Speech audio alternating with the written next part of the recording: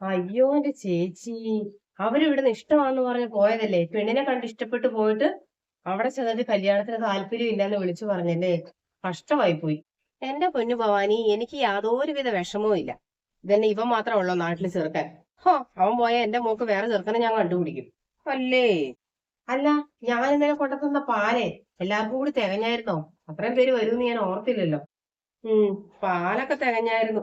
നല്ലോണം പാലൊഴിച്ച ചായയും കുടിച്ച് പലഹാരങ്ങളും പറക്കി തിന്ന് പോയിട്ട് വിളിച്ചു പറയാ ഈ കല്യാണത്തിന് ഞങ്ങൾക്ക് താല്പര്യമില്ലെന്ന്. അതിനുള്ള കാരണം കേട്ടപ്പോഴാണ് എനിക്ക് ദേഷ്യം വന്നത്. അമ്മ ഭരിക്കുന്ന കുടുംബമാന്ന്. ആ, അമ്മ ഭയങ്കര തന്റേടി ആയതുകൊണ്ട് മകളെ വേണ്ടെന്ന്. പോയി പണി നോക്കാൻ പറയാൻ പറഞ്ഞു ഞാൻ.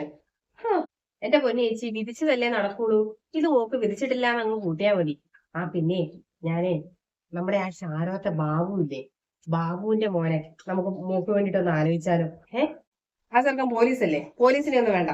എന്റെ പൊന്നു ചേച്ചി, പോലീസാന്ന് വിചാരിച്ചു ഇപ്പൊ എന്താ കുഴപ്പം? പോലീസ് പിടിച്ചിടിക്കൂന്ന് പേടിച്ചിട്ടാ? ഇടിക്കൂന്ന് ഓർത്തിട്ടൊന്നുമല്ല. അല്ല, ആരെ ഇടിക്കൂന്ന്? അതിപ്പോ നമ്മുടെ വായിന്ന് വരുന്ന വർത്താനം പോലെയും കയ്യിലിരിപ്പ് പോലെ ഇരിക്കും. നീ എന്താ കുത്തി പറയുന്ന പോലെ എനിക്ക് തോന്നുന്നുണ്ടല്ലോ. ഏയ്, സാരമില്ല നവ്യേ, പോട്ടെ. ഇതിപ്പോ ജസ്റ്റ് ഒന്ന് വന്ന് കണ്ടിട്ട് പോയതല്ലേ ഉള്ളൂ. അതങ്ങ് വിട്ടുകളാ. ഏ എന്നാലും അമ്മ തന്റേടിയാണ്, തന്നിഷ്ടക്കാരിയാണ്, എടുത്തുചാട്ടക്കാരിയാണെന്നൊക്കെ പറഞ്ഞിട്ട് അവർക്ക് ഈ കല്യാണം വേണ്ടാന്ന് വെക്കേണ്ട കാര്യമുണ്ടോടി? അമ്മേനെ അല്ലല്ലോ കിട്ടുന്നേ, മോളെയല്ലേ? അതൊന്നും പറഞ്ഞിട്ട് കാര്യമില്ല. ആ അമ്മയുടെ മോളല്ലേ ഇവള്. അപ്പൊ അമ്മയുടെ ഗുണം കാണിച്ചാലോ ഓർത്ത് അവര് പേടിച്ചു കാണും. പിന്നെ അവർ ഈ അയൽവക്കത്തും ഉള്ള വീടുകളിലൊക്കെ അന്വേഷിച്ചപ്പോൾ നാട്ടുകാരൊക്കെ ആയാലും പറയുന്നത് അമ്മ അങ്ങനെ ഒരു അമ്മയാണ്, അച്ഛന്റെ അടുത്തും അങ്ങനെ തന്നെയായിരുന്നു, അച്ഛനെ വരച്ചവരെ നിർത്തുമായിരുന്നു എന്നൊക്കെയാ. അപ്പൊ അവരുടെ മകന്റെ കാര്യത്തിലും അവർക്കൊരു ചെറിയ പേടി കാണുമായിരിക്കും. അതുകൊണ്ട് ഇനി പറഞ്ഞിട്ട് കാര്യമില്ല. അത് ശരിയാ. ഇടി നവ്യേ, നല്ല ചെറുക്കനായിരുന്നല്ലേ കിഷോറ്? ഇവക്കാണെങ്കിൽ ചെറുക്കനെ അങ്ങോട്ട് നന്നായിട്ട് ബോധിക്കുകയും ചെയ്തു. ചിലപ്പോ ചെറുക്കന് കുഴപ്പമൊന്നും കാണൂലടി. ചെറുക്കന്റെ അച്ഛനും അമ്മയ്ക്കും വീട്ടുകാർക്കൊക്കെ ആയിരിക്കും ഇഷ്ടപ്പെടാതിരുന്നേ. അമ്മയുടെ ഈ ബിഹേവിങ് കണ്ടിട്ടേ ഇഷ്ടപ്പെടാണ്ടായി പോയിട്ടുണ്ടാവുക. ആ, അത് ചേച്ചി പറഞ്ഞത് ശരിയാ. ചെറുക്കന് ഇഷ്ടപ്പെട്ടു എന്ന് നിന്നോട് പറഞ്ഞായിരുന്നല്ലോ. പിന്നെ അവിടെ പോയി കഴിഞ്ഞിട്ടില്ല അവരുടെ തീരുമാനം മാറ്റിയത്. എന്നാലും ആദ്യമായിട്ടായിരിക്കും അമ്മ അഹങ്കാരിയാ തന്നിഷ്ടക്കാരിയാന്നും പറഞ്ഞ ഒരു പെങ്കൊച്ചിന്റെ കല്യാണം മുടങ്ങി പോകുന്നത്. ഇതൊക്കെ ഒപ്പിച്ചു വെച്ച അമ്മയ്ക്ക് എന്തെങ്കിലും ഒരു കൂസലുണ്ടോ? ഞാൻ ഈ ലോകത്തൊന്നുമല്ല, ഞാനൊന്നും അറിഞ്ഞിട്ടില്ലെന്ന് പറഞ്ഞിട്ട് അമ്മ നടക്കുന്നത്. നവ്യെ, നീ എന്തായാലും അത് വിട്ടേക്ക്. അത് നീ ചിന്തിക്കണ്ടടി, കേട്ടോ? അല്ല, നിന്നെ ഒന്ന് ജസ്റ്റ് അവര് പെണ്ണ് കാണാൻ വന്നതല്ലേ ഉള്ളൂ. അല്ലാണ്ട് നിനക്ക് വർഷങ്ങളായിട്ടുള്ള പ്രേമമൊന്നും ആയിരുന്നില്ലല്ലോ ഇത്രമാത്രം ഒന്ന് സങ്കടപ്പെടാൻ വേണ്ടിയിട്ട്. അമ്മയൊന്ന് നിർത്തുവോ? കുറെ നേരം ആയല്ലോ തുടങ്ങിയിട്ട്. ഞാൻ അമ്മയോടൊന്നും സംസാരിക്കാൻ വരുന്നില്ലല്ലോ. മനുഷ്യന് കുറച്ച് മനസ്സമാധാനം താ. ഓ, അപ്പൊ ഞാനാണ് ഇപ്പൊ സമാധാനം തരാത്തത് നിനക്ക്? പറഞ്ഞിട്ടുണ്ടല്ലോ, ഒരു കാര്യമില്ല. ഇങ്ങനെ പ്രേമമായിരുന്നു പെണ്ണ് കാണാൻ വന്ന ചെറുക്കനുമായിട്ട്. എത്രമാത്രം സങ്കടപ്പെടാൻ. അമ്മേ നല്ല രീതിക്ക് ഓവറായിരുന്നു. ഒന്നുമില്ലെങ്കിലും മകളെ പെണ്ണ് കാണാൻ വന്നിരിക്കുന്ന കൂട്ടരാണെങ്കിലും അമ്മയ്ക്ക് ഓർക്കണമായിരുന്നു. അവരുടെ മുമ്പിൽ വെച്ച് വേണമായിരുന്നു അമ്മയ്ക്ക് ഈ ഭരണം നടത്താൻ വേണ്ടിയിട്ട്. എന്തെങ്കിലും പറയാനുണ്ടെങ്കിൽ അവർ പോയി കഴിഞ്ഞ ശേഷം അമ്മയ്ക്ക് ആ മക്കളോട് പറഞ്ഞാൽ പോരായിരുന്നോ? ഇത് അവരുടെ മുന്നിൽ വെച്ച് അമ്മ എന്തൊക്കെയാണ് പറഞ്ഞത്? ഇത്രയും വലിയ ആൺപിള്ളേരാന്ന് നോക്കാതെ. എനിക്ക് ഇഷ്ടപ്പെടാത്തത് കണ്ടിട്ടുണ്ടെങ്കിൽ ഞാൻ പ്രതികരിക്കും. അതിലിപ്പോ ആര് മുന്നിലുണ്ടോ ഇല്ലയോ എന്ന് ഞാൻ നോക്കിയല്ല. മനസ്സിലായോ? ആ, മുന്നും പിന്നും ഞാൻ നോക്കിയല്ല. എന്നിട്ട് എന്തായി? അവര് കല്യാണം വേണ്ടാന്ന് വിളിച്ചു പറഞ്ഞില്ലേ? അവക്കായിരുന്നെങ്കിൽ ആ ചെറുക്കനെ അത്രയ്ക്ക് ഇഷ്ടപ്പെടുകയും ചെയ്തായിരുന്നു. ഇത്ര നല്ലൊരു ബന്ധം എനിക്ക് കിട്ടുമോ?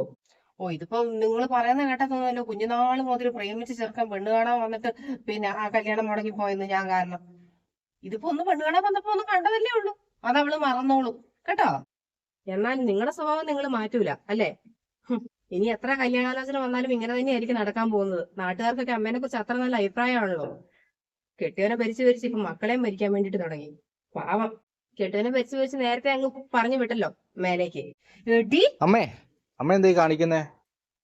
എടാ, നിന്റെ ഭാര്യ പറഞ്ഞത് കേട്ടോ നീ? കേട്ടോ? അവള് പറഞ്ഞതിൽ എന്നാ തെറ്റ്? അമ്മ എങ്ങനെയൊക്കെ അന്ന് ഞങ്ങളോട് പെരുമാറിയത്? സഹിക്കുന്നതിനൊക്കെ ഒരു പരിധിയില്ലേ? എടാ, എനിക്ക് ഇത്രേ പറയാനുള്ളൂ. ഇനി എന്തായാലും എന്റെ ശമ്പളം ഇനി അമ്മയുടെ കൊണ്ട് തരികയില്ല. അമ്മയ്ക്ക് എന്തെങ്കിലും ആവശ്യമുണ്ടെങ്കിൽ അതിനുള്ള പൈസ ഞാൻ തന്നേക്കും. ചേട്ടൻ പറഞ്ഞത് കേട്ടല്ലോ. ഇനി മകന്റെ ശമ്പളം നോക്കി ഇരിക്കണ്ടെന്നാ പറഞ്ഞത്. എനിക്ക് നീ മാത്രമല്ലടാ മകനായിട്ടുള്ളത്. എനിക്ക് മൂത്തൊരു മകനും കൂടി ഉണ്ട്, കേട്ടോ? എന്നെ അനുസരിക്കാൻ പറ്റുന്നവർ ഇവിടെ നിന്നാ മതി. അല്ലാത്തവര് വേറെ വീട് വെച്ച് മാറിക്കും. എങ്ങോട്ടാന്ന് വെച്ചാ പോക്കോ. ഞാൻ പറയുന്നത് കേട്ട് നിൽക്കുന്നവർ എന്റെ വീട്ടിൽ നിന്നാ മതി. ഓ, ആയിക്കോട്ടെ.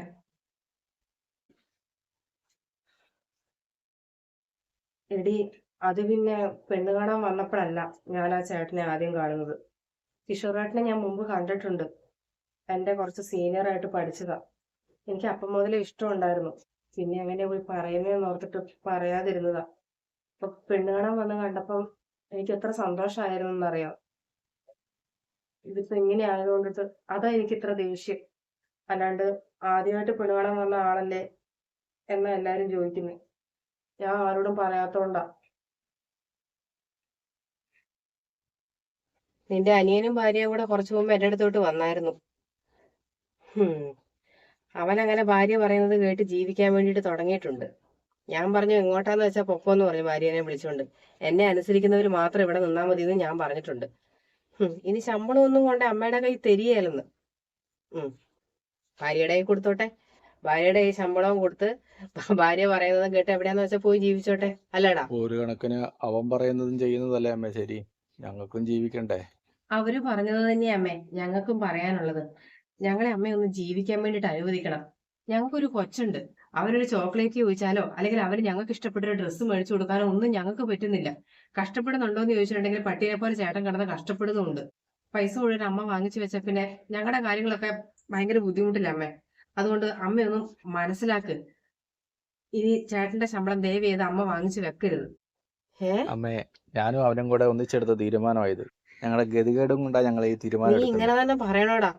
എന്റെ ഇളയ മകനെ കഴിഞ്ഞും കുറച്ചും കൂടി ഒരു പടിക്ക് കൂടുതൽ ഞാൻ സ്നേഹിച്ചത് നിന്നെയാ കേട്ടോ. നീ എന്റെ മൂത്ത മോനല്ലേടാ. മകന് 2 വർഷം കൂടെ കഴിഞ്ഞാൽ 40 വയസ്സാവൂലേ? അമ്മ ഒന്ന് ചിന്തിച്ചു നോക്ക്. ഇപ്പോഴും മകൻ ഇള്ളാവാവേ എന്നും പറഞ്ഞിട്ടാ അമ്മ ഇരിക്കുന്നത്. അതുകൊണ്ടിട്ട് ഇനി ദയവ് ചെയ്ത് മകന്റെ ശമ്പളം മേടിച്ചു വെച്ചിട്ട് അമ്മയുടെ തിരക്കേണ്ട ഗതികേട് ഞങ്ങൾക്ക് ഉണ്ടാക്കരുത് പ്ലീസ്. 40 വയസ്സാറായ മകനില്ലേ അമ്മേ, കാര്യങ്ങളൊക്കെ തന്നെ ചെയ്ത് പഠിക്കട്ടെ.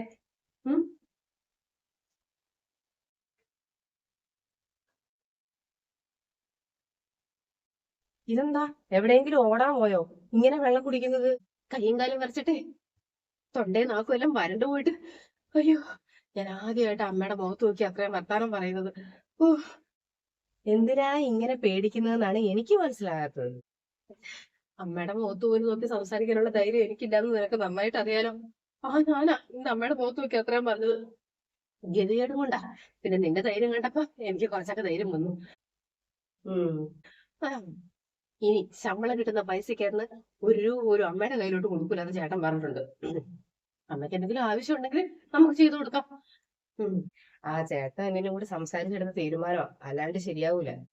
അയ്യോ, അച്ചമ്മയുടെ കുഞ്ഞി ബാബി ബാബോ, അച്ചമ്മയുടെ പുന്നാര ബാബി ബാബോ, സൂര്യമോളെ കൊച്ചുറങ്ങി കൊണ്ട കിടത്തിക്കോ വാവോ. അമ്മ പിന്നെ ചേച്ചി വിളിച്ചിട്ടുണ്ടായിരുന്നു. നാളെ എല്ലാവർക്കും കൂടി അവിടെ കൂടാന്ന്. അവരുടെ വീട് പണി കഴിഞ്ഞ് അവര് മാറി താമസിച്ചിട്ട് ഇപ്പം 1 വർഷമായെന്ന് എനിക്കൊന്ന് വിശ്വസിക്കാനേ പറ്റുന്നില്ല. എത്ര പെട്ടെന്നാ കൊല്ലങ്ങളൊക്കെ പോകുന്നേ. അപ്പൊ നാളെ എല്ലാവരും അങ്ങോട്ട് ചെല്ലാൻ വിളിച്ച് പറഞ്ഞിട്ടുണ്ടായിരുന്നു. നാളെ നമുക്ക് എല്ലാവർക്കും കൂടി അവിടെ കിടക്കാം. നവ്യമോളും കിഷോറും കൊച്ചും ഒക്കെ വരുന്നുണ്ടെന്നാ പറഞ്ഞേ. അതുകൊണ്ട് നമുക്ക് എല്ലാവർക്കും കൂടി ഒരു ദിവസം അവിടെ കൂടാന്നേ നാളെ. ആ കൊച്ചിന് ഞാനേ എന്റെ മുറിയിൽ കൊണ്ട കിടക്കാം. അവിടെ കിടക്കട്ടെ.